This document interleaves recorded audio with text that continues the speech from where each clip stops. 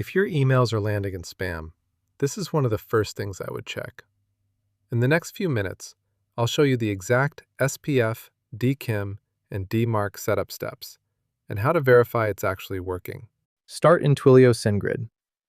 Open Settings, then Sender Authentication, then Domain Authentication, and start the domain authentication flow for the domain you actually send from. For SPF, keep automated security on when you can.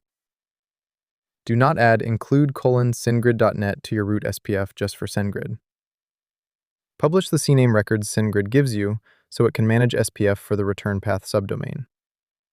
Then add the DKIM CNAME records exactly. SendGrid usually gives you S1 and S2 selector hosts, and both need to resolve before DKIM can pass cleanly.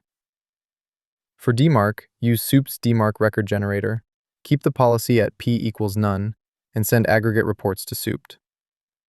Suped monitors those reports so you can see what is passing, what is failing, and when enforcement is safe. After the CNAME and DMARC records are published, go back to SendGrid and verify. If it fails, check for copied host names, extra root domains, wrong record types, or DNS propagation delay.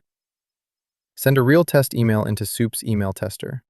Confirm the visible from domain, return path, SPF result, DKIM signature, and DMARC alignment from the actual headers.